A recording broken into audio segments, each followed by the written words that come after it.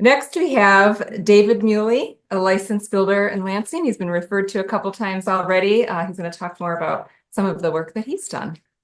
Those are very difficult speakers to follow, especially Joan and Andy and the others. It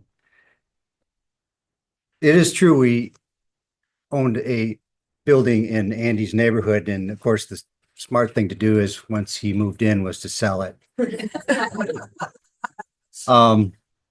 I'm just a licensed builder on the east side of Lansing. I've lived there for 40 years. I have an associate's degree from LCC, and I grew up in Langsburg, so I'm just a regular person. I have a couple thoughts before I get started. One is I'm looking at a group of people who, if we were in the same room 60 years ago, 70 years ago, we'd probably be in a high school class and we'd be talking about the prom or something like that. And I don't know what this means, but it's just this idea that, now we're together talking about a different subject, but we're pretty much the same people. So it's interesting. Cottage Lane is a project that is on the east side of Lansing. This is hopefully you can see where a lot of the things have been talked about. I've applied to this specific project. We're about 5 miles away from this site. So here's the build right here. So this is Michigan Avenue.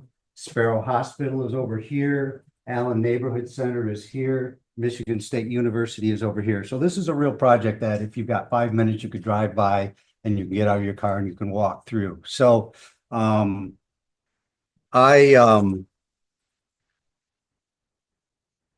started planning this in 2007. I'm trying to put 15 years of work into a 10-minute presentation here. We started planning, and the first thing I did was we were building a building on the site, an apartment building, my partners and I, and there was property across the street that was a drug house and all kinds of nasty things, and we purchased that. And this wasn't a project that I had in mind the whole time. It just sort of developed. The charrette was in 2007. We asked about 12 or 14, mostly neighbors, to come together and ask the question, if you could build something in your own backyard, what would it look like? Somebody mentioned backyard housing. I mean, this is like a big ADU, I guess. Construction started in September of 2012. It took all that time to do the planning and get through the various departments. There were 9 departments from the city that had to look at this. This was not something, pardon, we okay? It was not something that the city had seen in the past. There were forms of it in the city, little quaint areas where houses were surrounding a center area, pocket neighborhoods, cottage communities, call it what you want, but it's just looking at rings. The middle ring is like the center, the heart of the site, where the picnic table is and the vegetation and the trees. And in my case, there's a tiki bar. And then you move to the ring of houses, then you move to the ring of parking, like a lot of resort areas up north, that kind of thing. Let's go ahead. So here's the site plan. And this is what's semi-imposed on this. So here's Leslie Street, here's Regent Street. Michigan Avenue is 100 feet north of this. So it's a real spot. For me, up until this project, I was doing remodeling and restoration. I got my builder's license in 1985. To design this, I had a lot of advantages. One is I lived in the neighborhood for 30 years. So I knew the culture. I knew about working with the city. I tell you, it's important to talk about the philosophical view on housing, but it is very difficult. It is very hard to build anything. And the hardest part usually is to get the piece of dirt ready to build on, because there's site engineering. Where do we put our rainwater? Where does the water come in? Where does the sewer go out? Where does the electricity come in? All those kind of things are complicated, expensive, and you have a lot of people that are telling you what to do. And so I just stuck with it. Also knew the resources available. Again, we're close to the hospital. You know, it is an ideal spot from a social, from, you know, services. Sparrow Hospital's there. I mean, it's a wonderful little neighborhood. A lot of community, a lot of neighborhood organizations and that kind of thing. A lot of seniors who have lived in the neighborhood forever who want to stay, just like we've been talking about all morning.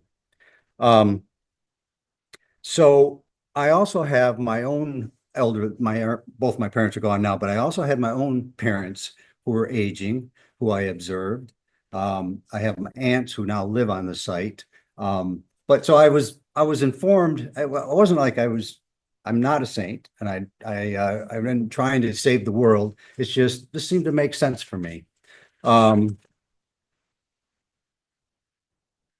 So I'm gonna not bore you with a lot of talk. I'm just gonna go through these slides. So here's our site. As you can see, these are existing buildings that I restored.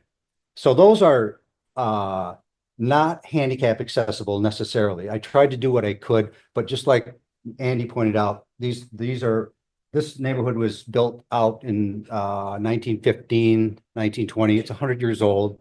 Cool old houses, great architecture. Um, Poorly maintained for the last 50 years. I mean, all that stuff. Economic forces drove out people who were, you know, homeowners, and it became a rental neighborhood. And, you know, we had our go-arounds 20 years ago with drugs and all the kind of bad stuff that happens in those kind of environments. And I'm not the only one on the street I mean, there's a lot of good people on this street putting resources into these houses because they're still affordable. So the original site had buildings.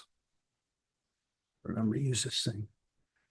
Here's the site on Leslie. There was three of these beautiful Craftsman duplexes that were built in 1915, and these two came down. I didn't tear them down. In 1999, those came down.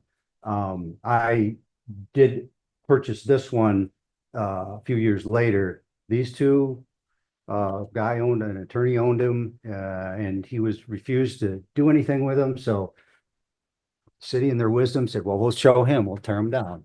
And now we're lost all that. But I did salvage some of the materials inside. So that was a part of the process. It's just, you know, and again, I wasn't, and this land became available, I bought it in probably 2004. I still had no idea what I was going to do with this. Here's the site when we started. This is about 2012. As you can see, that building is gone. But then you see this really cool mid-century apartment building over on Regent Street. I'll get to that in a minute. There's still, besides just being a cool piece of property and being in the right place, it had some potential. And you know, originally I thought about a 15-unit, 14-unit apartment building would be ideal. It could make tons of money that way. But that wasn't what it asked for. That site wanted something a little different.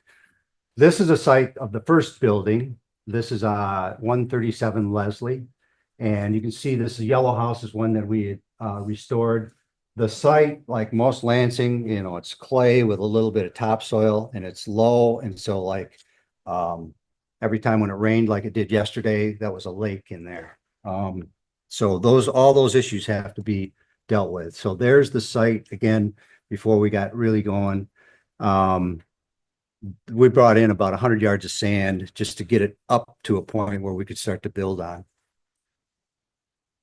It has a storm drain running through it underneath 12 feet. So we had to create an easement. It had beautiful mature trees, a lot of really nice walnut trees. They're nice until the walnuts start coming down and bombing people's cars. And that is the first day of construction, September 18th, 2012. This is Jarl Nishan, who was my friend and also he was on the planning board for a while. And of course, there's Jones. Nothing happens on the east side without some proper supervision. Here's the site when we're getting started. And a neighborhood like this, people came by and thought, oh, they're going to build a dump. We'll put our couches there. So, I mean, these are kind of the realities, the nuts and bolts of what this stuff is like. Sewer, water, gas, everything comes underground, a lot of digging, a lot of moving of dirt. Spring of 2013, we got 2 foundations. These are made out of ICFs, insulated concrete forms. So it's on a slab, but they're very efficient. There's the tubing that the heat runs through. And they're finally, after probably, 6 years of planning and 2 years of just getting our stuff together, we've got a flat base to build on. We built these out of SIPs, structural insulated panels. They're insulated, they're panelized. What I did was I did pencil drawings of the buildings I wanted to build. They were converted to a CAD file, computer assisted design, and then a manufacturer built panel. So there's about 40 panels in this building, screwed and glued together. So it's mostly foam. It's like a big beer cooler. It's very efficient. Very efficient. There's the house, there's the yellow house again. There's the crew. There's some of the occupants. Everything is ground level. You can get from one end of the site to the other without getting out of your chair. This is the center, the tiki bar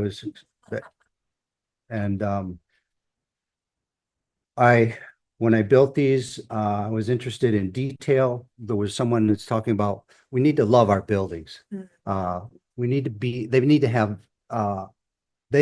adored so that we'll keep them. These brackets, for instance, were salvaged from a building that was torn down in Grand Ledge.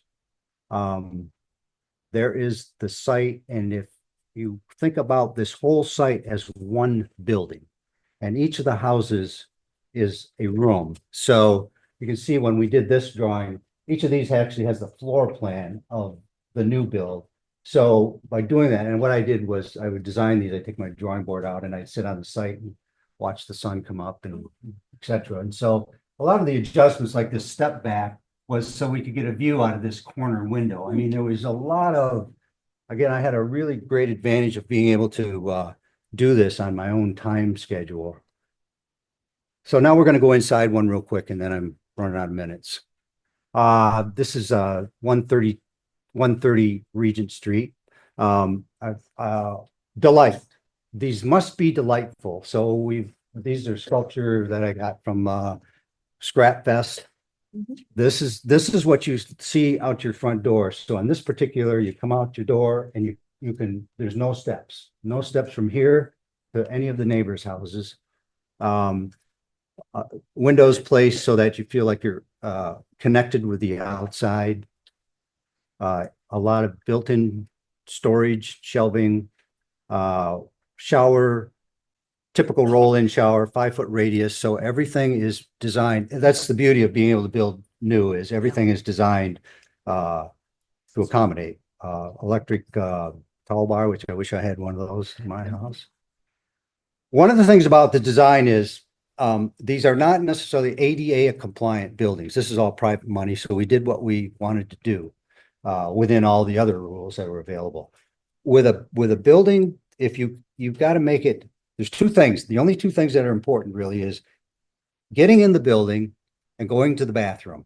If you can make those 2 things accommodating, the rest of it is sort of, it would have been nice to make a big kitchen with all kinds of countertops that were accommodating. This is a standard apartment kitchen with an apartment stove. Somebody else can cook for you. Somebody else can do your laundry.